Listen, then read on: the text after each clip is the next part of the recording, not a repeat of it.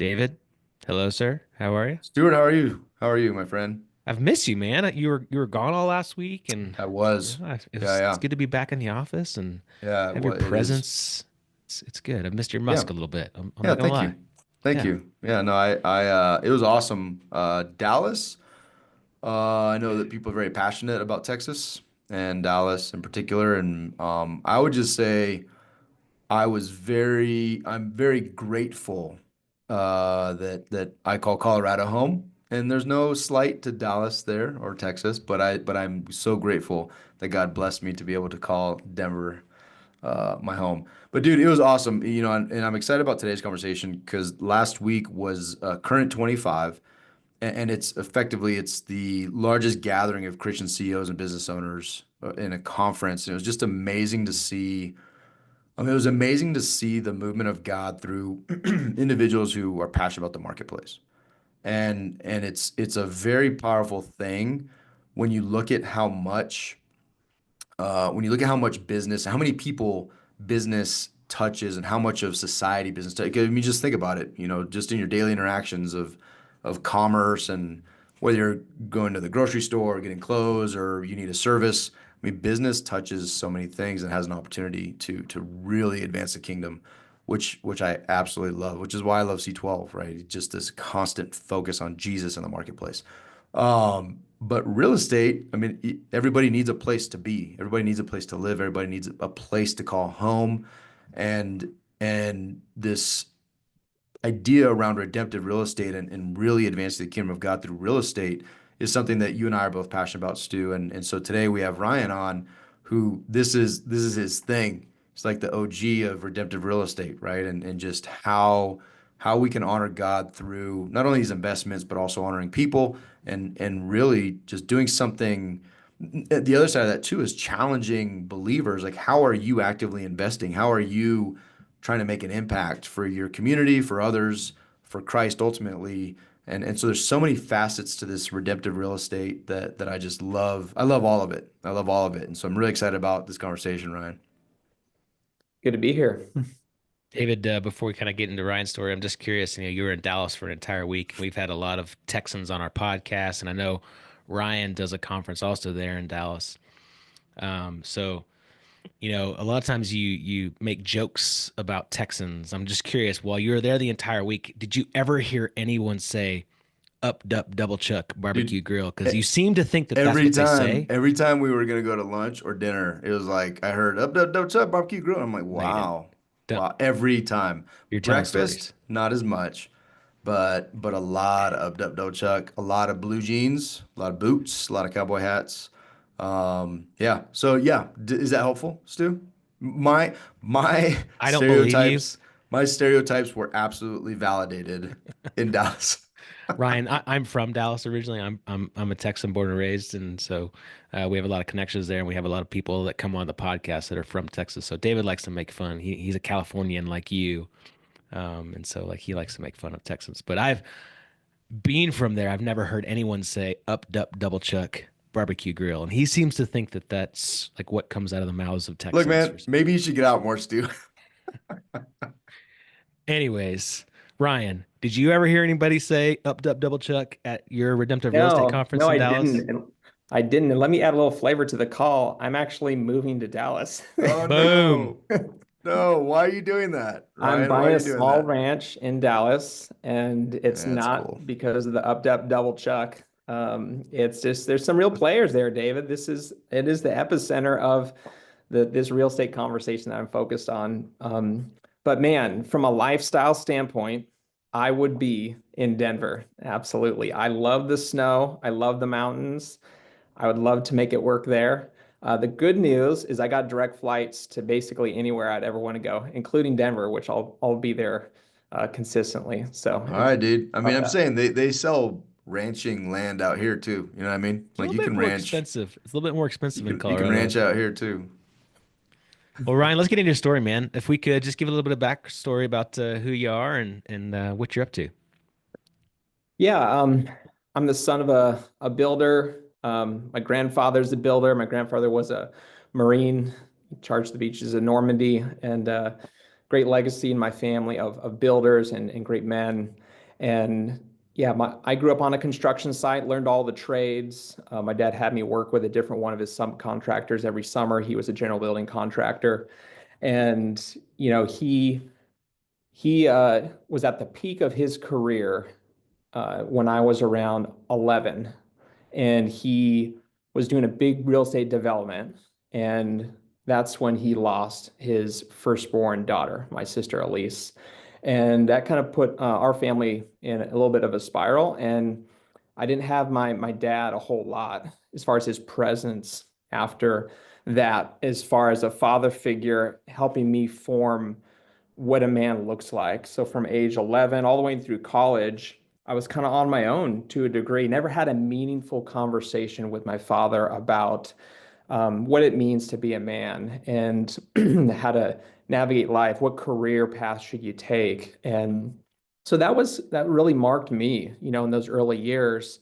And eventually, I came to a point in college where I really sought mentorship. I wanted men in my life to give me direction. And thankfully, after becoming somewhat of a prodigal, I would say in early college, and just enjoying just the pleasures of life, I was invited to a Bible study, and I came to know the Lord, and I've found great men to help me kind of grow up, let's say.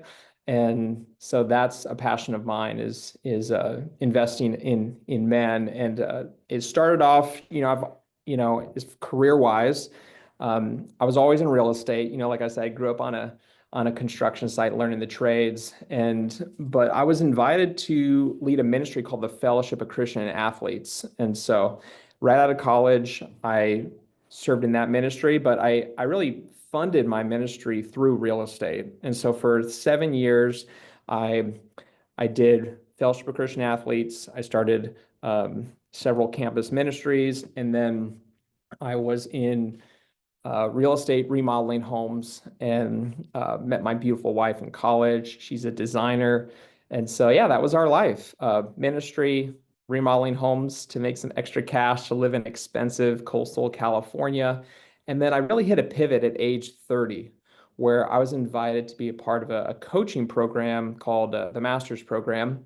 And it's about discovering and exploiting your kingdom calling. And so I got in a group of men where we all wanted to make a difference in the world. And so that was a big pivot for me, because I realized, man, business leaders can really make a difference in the world. It's not just the pastors or the missionaries. Business leaders can really make a huge difference. And that vision was really opened up to me. And so from that point forward, I transitioned from ministering to youth to ministering to business leaders. And my background is real estate. And, I pivoted and scaled up my real estate company with my wife. And then I started a couple of prop tech companies when everyone was investing in technology back in 2019, 2020. And then at the tail end of those companies, once I transitioned out of those companies in 2022, I came out to Denver to meet an acquaintance of mine named Dave Snyder. And he is an amazing man of God who uses real estate to make a kingdom impact. He's always owned 5,000 to 10,000 apartments, and he puts cares teams, ministry teams in all of his apartments. And I said, man, is there anyone that does conferences that talk about how you can make a difference in the world through real estate, how you can make a kingdom impact through real estate? Is there any conferences on this topic? And he said no. And we went through this process of talking with all the other kind of key players and people in this space to see if anyone wanted to focus on this topic. And the answer was no, there's no one really focused on this topic. So since the summer of 22, I've been focused on this topic of finding, identifying investors and real estate leaders that want to make a kingdom impact through real estate. And so Dave and I really started this movement along with Ian Noyes and the National Christian Foundation. The three of us kind of pioneered this idea of let's gather investors and real estate leaders and talk about how we can make a kingdom impact, how we could transform communities. And so it was really just an idea. And 3 years later, we're now getting a little bit more established and doing national conferences and starting local markets of practice is what we would call them. And so, yeah, that's been my journey. My boys are now 7 and 13. We love the outdoors. And my wife, interesting fact, recently said she would be open to go on a backpacking trip. So I'm going to hold my wife accountable to that. Super excited about doing our first ever backpacking trip with my wife and 2 boys.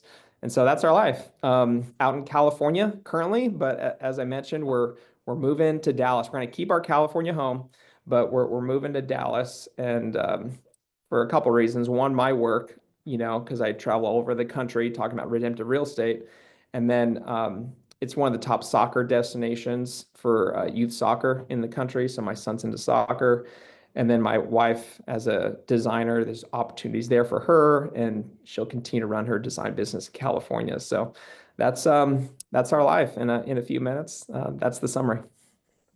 Yeah, I love that, man. I mean, I love all of that except for the Dallas part and not the Denver part.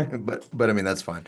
Um, so what exactly, I mean, tell me about what is redemptive real estate? Like, what is this, if you were able to capture the essence of what it is that you're trying to do, and if you want to use these, if not, this can be a follow-on too. But I love how you broke it out, excuse me, from um, you identified a problem, you identified that problem from a supply, and you identified it from a demand perspective, and then you offered the solutions around that. So if you don't mind just walking through, if you'd like to use that framework, cool. But if you have a Yeah. different one or better one, then I would love that as well. And also, once you kind of talk through what that is, from the other side of that as well, from Christians who are investors, and what the big gap between potentially impact investing and just investing for investing. Mhm. Yeah, so let's start off with foundationally, what do we want to see? What's not there? And what we're seeing is that there's not intentionality. You guys know there's so many um, business owners that have great aspirations. They want to make a difference in the world, and we can talk in platitudes and talk about what we want to do. But the question is if we really get into the nitty gritty, are we making a difference? If we talk with a business owner that wants to make money and do good at the same time, well, what specifically are you doing good? Is it measurable? And so we often say, you treasure what you measure. So we're trying to create a really high bar of intentionality with two groups, with investors and with real estate business owners. And what we're seeing is that it's not really present, and just think about it in our own personal giving, it's like, oh, I'm generous, or I want to be generous. Well, how are you doing that? What are your goals from a generosity standpoint, from an impact standpoint? Are you measuring that? And so we don't want to make people feel bad. We're all on our own journey, but we're really targeting serious individuals that really want to make a difference. And so uh, the two problems really are that we see lack of intentionality with investors in their investments. It's fine to invest with Blackstone. It's fine to invest with a local kind of syndicator that's doing real estate development. There's nothing wrong with making money and being generous with the money you make. But what we want to do is add another layer. We would say that all who you invest with matters, and there's consequences to who you invest with. And so if you can find a really solid investment opportunity in the real estate space that also is making an impact, why not target that investment as opposed to an investment that maybe doesn't have an impact? And so what I've found is that there's many, many credible, established, experienced real estate companies all across America that you can invest with, and you can get market rate returns, and you can also make a huge impact. And so just as an example from impact standpoint, if a apartment owner, is who's acquiring apartment communities, they can one really good strategy for doing ministry or making an impact in the real estate space is by owning multifamily properties and hiring a service like Apartment Life where you give up one unit of your apartment complex and you put in a cares team in that unit. And you may think, oh, the property's losing money. You actually don't. It actually, when you put two individuals that care for the apartment complex, it actually, people don't move out as often. And so you save money on move outs. And the turn is a huge problem with raising expenses on apartment complexes. So if people aren't moving out and if people are being cared for, administered to, it actually boosts the value of the property. And so that's a key way where you're actually improving the investment, but you're also doing ministry at the same time. And there's actually thousands of apartment communities with this model. A lot of people don't know this. It's one of the big unseen ministry opportunities. And a big part of our demographic is multifamily apartment owners. And so there's plenty of experienced apartment investment opportunities where you can make an impact and get a market rate return. So again, so it's investors targeting investments that make an impact. And so we're not seeing investors target impact. So one problem is investors not targeting impact, and the other one is having business owners that aren't intentional about making an impact. So I would say to a multifamily apartment owner, like you should definitely have cares teams like in your properties. Yes, it's typically a model for larger apartment communities, but if you don't want to hire a third party vendor, you can do it in-house. You can put one of your staff people to care for those residents. And so we're finding all the different strategies on how to make an impact in a viable, sustainable way in the real estate space. So we're coming alongside investors, helping them be more intentional, and helping the sponsors or the business owners, the real estate business owners, helping them be more intentional. And we ultimately want to see more deal flow, more capital flowing between those two groups. We're taking investors from being, like good, God-fearing folks that want to steward their capital well, but we're helping them be more intentional. And then the same thing with the business owners and helping facilitate more deal flow. So we do pitch events and I do introductions every day between investors. And we're a nonprofit 501c3, based in California, but we're a national movement called Redemptive Real Estate. And that's what we do. That's awesome, dude. And Stu, I know you have a great question. I just want to highlight one thing. As you were talking about the intentionality of investing, Ryan, I don't know if you were able to go to the I can't remember his name, the Eventide CEO that spoke. And dude, it was interesting. He was talking about the specifics of, are we intentional as investors to know what we're invested in? And he was highlighting some of the things, EFTs and different things that people invest in, especially as Christians. And we never asked the question, what do they invest in? And some of the top companies and industries that they're invested in that he was highlighting is cigarettes, and it was all these different things that are completely based on who you are. Like for me, they were completely contradictory to what I value and what I think is good. But then he also highlighted the downstream effects of where the target markets for like cigarettes, for example, in third world countries, and the death rates and how much they're pushing this lifestyle.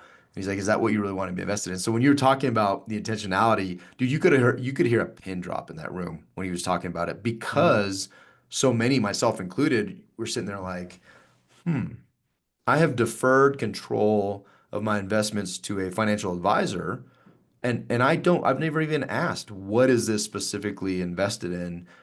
And I don't think I would like the answer.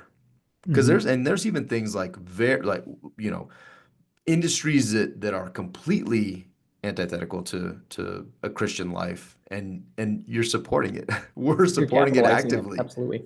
It's crazy. Yeah, you could at that was one of my favorite briefs because it was a punch in the face for me, Yeah, Robin John is his name, Robin and John. he's part of the faith-driven investor movement. And you're absolutely right. Who we invest with has consequences, and it's so easy to to not think more in depth. Like, oh, I'm just trusting my just to outsource. I'm just going to trust my investment advisor to handle things well. I think we're in a society of outsourcing. We might outsource our the discipling of our children to a youth pastor or to a church. Like we often don't want to do that extra work. So that's why I love what you guys are doing. You're helping men be more intentional and to really take ownership of each area of their life. So yeah, love what you're doing.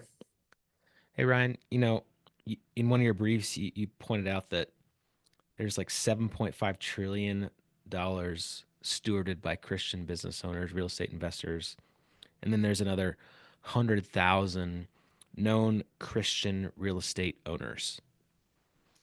And if you're in this space, if you're in the room of Christian business owners, David talked about a big conference they go to every year, and we've gone to some conferences. We've most of them have probably heard of something like Apartment Life, and Apartment Life has some really good statistics and data that shows that it works, right, and it actually boosts and increase your profit. So where's the disconnect? Where's this gap between the knowledge of this stuff working and actually doing it? Right? Why are not more Christian business owners, Christian apartment complex owners doing this stuff, like creating impact through intentionality? What's the gap? Yeah, well, I think there's a lot of strongholds in our society, I would say. There's pride, self-sufficiency, materialism, fear is a huge thing, that just like lifestyle, like a lot of people, they like the idea of making an impact, but they get caught up in fear, kind of making that next step, even if there's, a financial proof, that this makes sense. It's being more intentional and doing more work, making it a more complex business model is not always appealing. People don't like change, I would say. And so I would say that the key to seeing this implemented is a coach. I think everyone needs a coach. And so what we do as an organization is, yeah, we inspire people with our national conference, but what we realize that there needs to be local communities of practice where we get together regularly, and then there needs to be personal transformation before we see transformation in our businesses. We call people to go make a difference, but if we're not doing well personally, how can we ask people to go and add a layer of complexity in their business or go make an impact? And if you're not doing well personally, it's going to be hard to get people to do that. I think we're in a challenging time. People are still recovering from COVID. I think a lot of people struggle with depression and anxiety and fear, and don't necessarily have that coach alongside of them telling them that like they can make a difference, that that they can level up, and really better steward their assets. And so what I'm getting at is like we really see groups like yours as key to seeing personal transformation before the transformation of companies, the transformation of cities. And so as much as we share all these great stories of these companies that are making a huge difference, really the gap, what needs to happen is people need a coach. People need someone to come alongside of them and help them take that next step. And so my organization isn't providing those coaches. We're really take a partnership approach where we want groups like yours or C12. There's faith-driven investor foundation groups. There's the master's program, Convene. There's so many great groups and that want to come alongside these leaders, but people aren't plugged in. The gap is that people aren't plugged in. They don't have a coach. And so that's one of our values, that everyone needs a coach. And that's going to help you take those next steps. It's going to help you level up and go from an investor with good desires to an investor that's actually executing, and implementing a good investment methodology. And same thing on the business side. The well-intentioned business owner is now going to level up, and he's going to be intentional, and he's going to execute on making an impact, because I would say he has a coach. He has accountability. Everyone needs accountability, but oftentimes we don't want it. And so that's what we're promoting. Accountability is hard. Yeah, it is. is but so is failure. Um, or lack of significance in our investing, or lots of other things are really hard. I'm curious, do you guys offer any kind of, so you're talking about the coaching from the investor side, but how do you get to my brain immediately went to guys in our network that are doing bigger syndications and apartment complexes, and really getting in their ear and being like, hey dudes, all these deals you guys are doing that are amazing. How do you guys coach them through, like, hey, how do you implement something like, the care teams or whatever that looks like on the front end of that when they're building these things out and when they're adding value and doing all these different things? Because I think one thing that is very appealing that we just don't necessarily know about is the idea of business as a ministry, or the idea of I can literally with a metrics also track salvations based on implementing something like, and so the ROI vastly is very different when you look at it beyond just dollars and cents, right? But you start implementing an eternal ROI.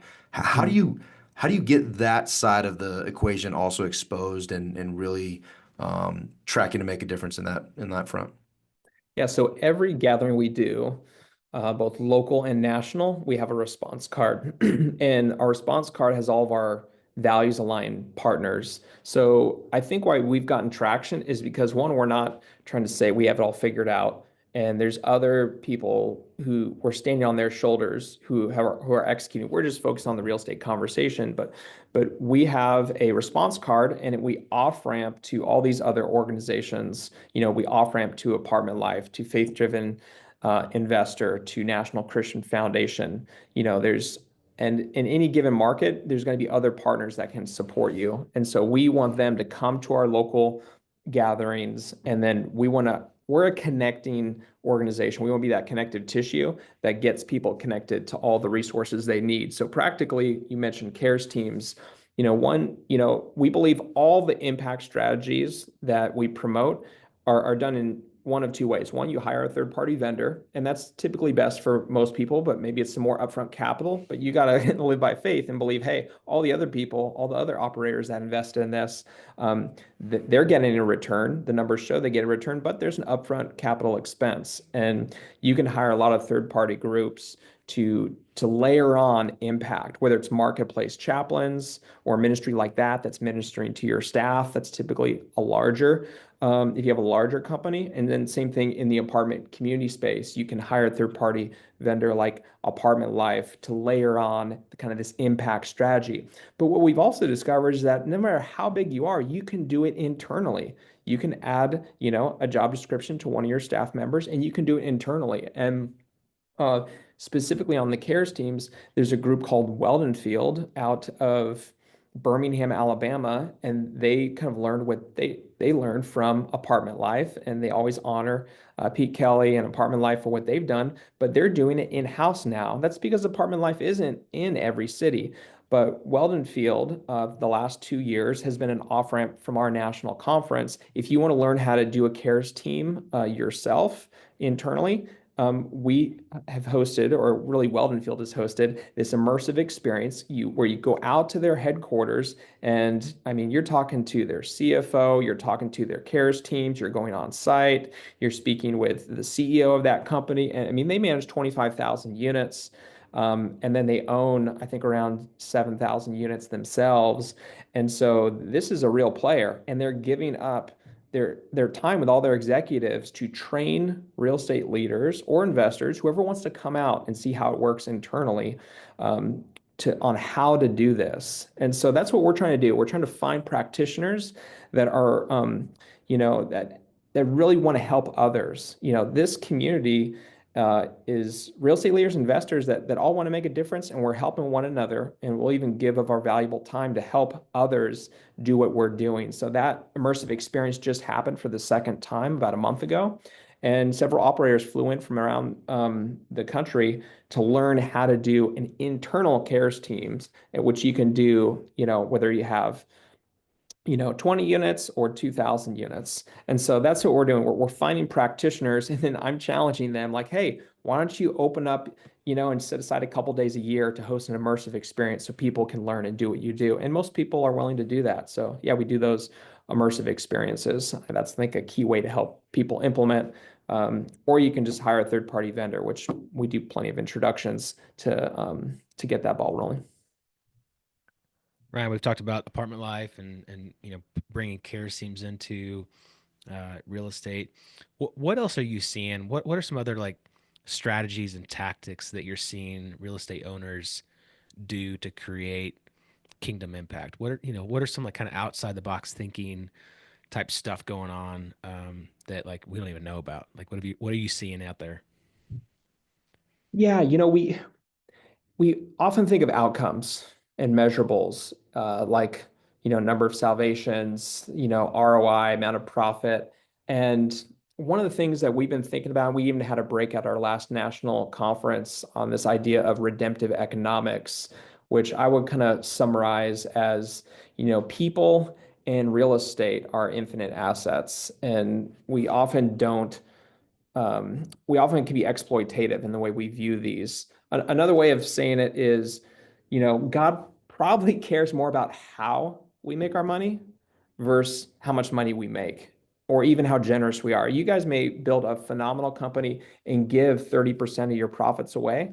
But if you do it in an exploitative manner where you're not paying your staff properly and you're treating your vendors like crap, and you guys, like, I'm not sure God's too impressed with your generosity if you're not running the company in a God honoring way. So again, I think God cares about how you make your money. And so what specifically what you can attach to that is, again, how you care for your employees. I think marketplace chaplains and similar organizations, like how you care for your employees and come alongside of them, I think is really important. They're not just, you know, tools to help you reach your end goals. Like, these are image bearers, and how we treat them, I think, matters.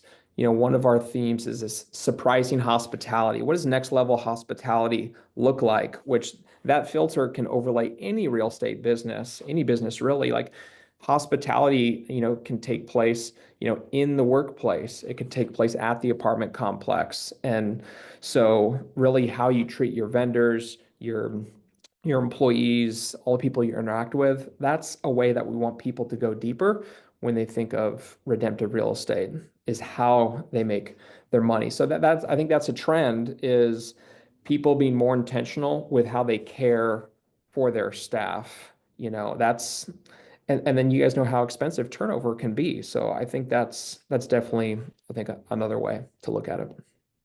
Well, yeah, and as you were talking, the verse came to mind. I think Samuel, where it talks about obedience being greater than sacrifice, right? So the idea of sacrifice, giving, whatever that looks like. But if we're not being obedient, if we're not following how Jesus calls us to be, if we're not listening to the or heeding and modeling the top two commandments, right? Love the Lord your God with all your mind, heart, soul, and love your neighbor as yourself. I mean, these things, if we're not really diving into understanding truly, okay, what does God want from me? What does he want from this? This business is his anyways.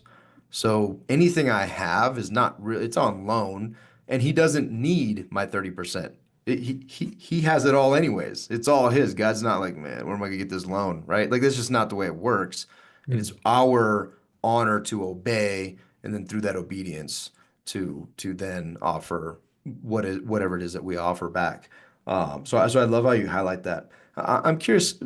Well, it's really two things. One, are you seeing, because it's relatively new business, yeah, I think you said 2022, when you guys really dove in, are you seeing significant growth or impact or I guess participants in redemptive real estate? And then I'm also curious, how do you guys, I mean, for lack of more eloquence on my part, how are you guys making money? Like, how are you sustaining redemptive real estate as an organization, as a thing, to enable you guys to continue to reach, and how do people support you in this?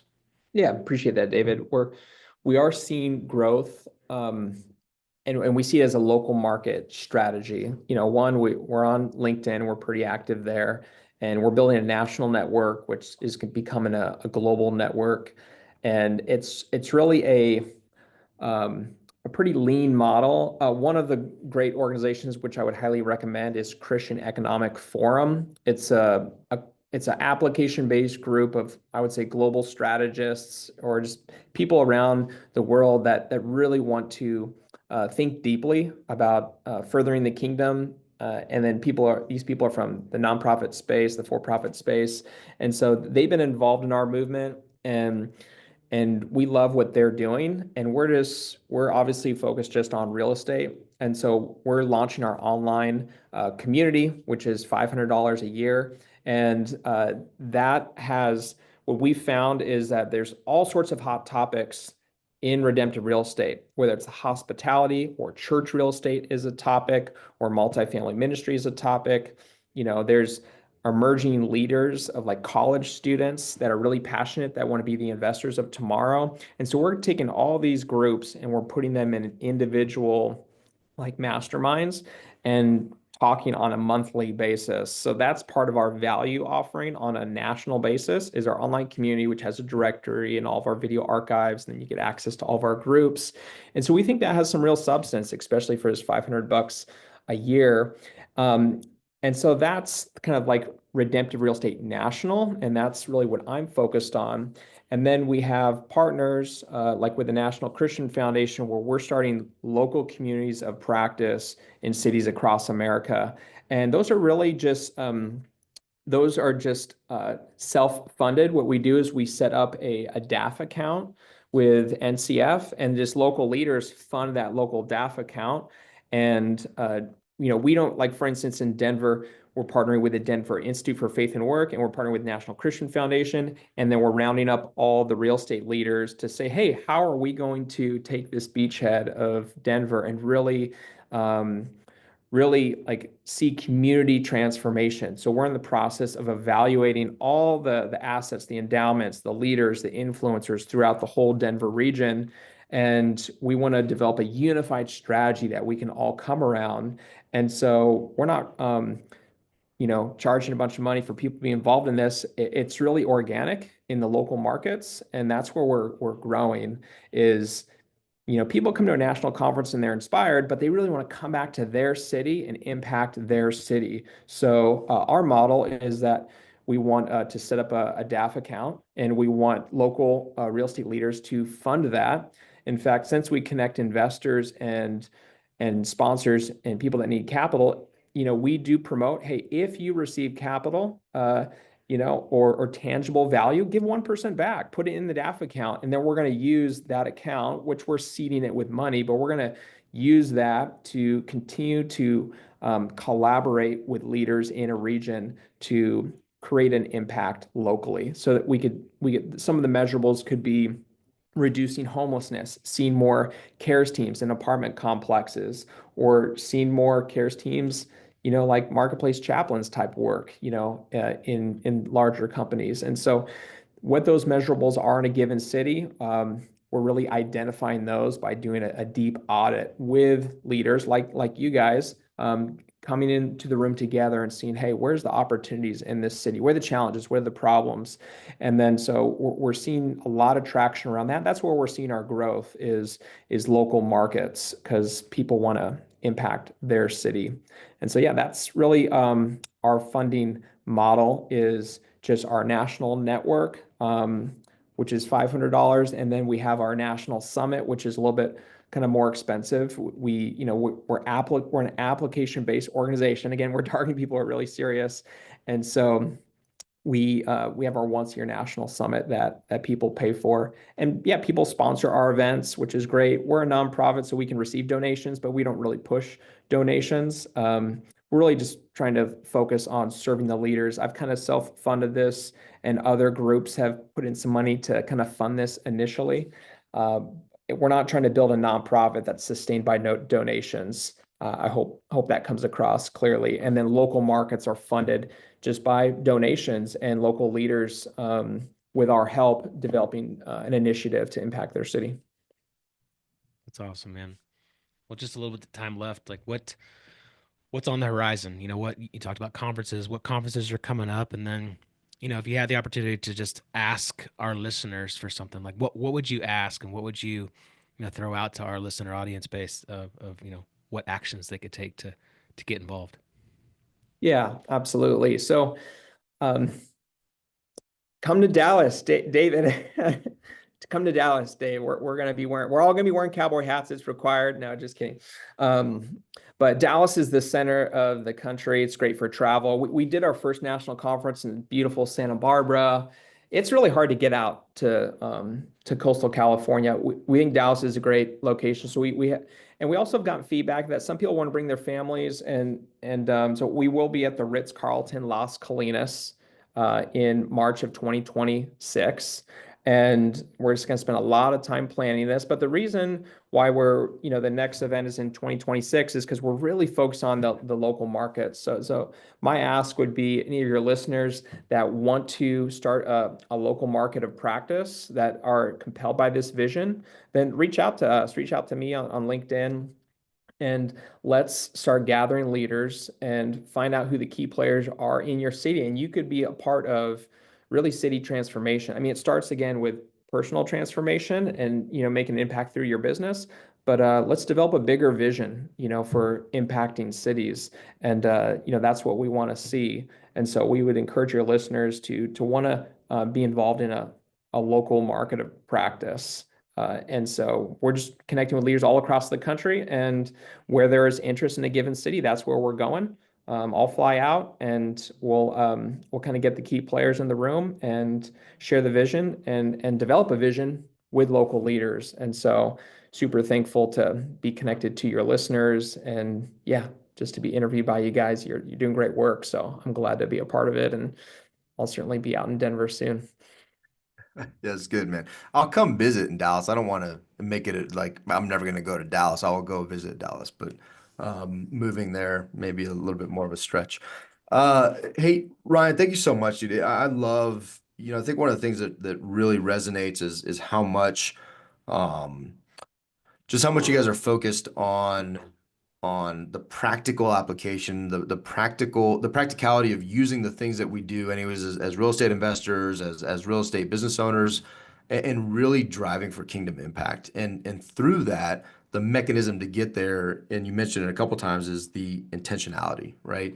The intentionality of not only establishing what is it that I even want to do here, what is my intent, what's the purpose, but also like, okay, how do I intentionally take action? What are the things that I'm going to do about it to drive the ball forward for the things that I say are most important to me and that I'm going to be involved in, right? Then yeah, there's a little bit of work, maybe there's a little bit of work, maybe there's a little bit of complexity that you add to your business, but God never said, "Hey man, this is going to be the comfort path.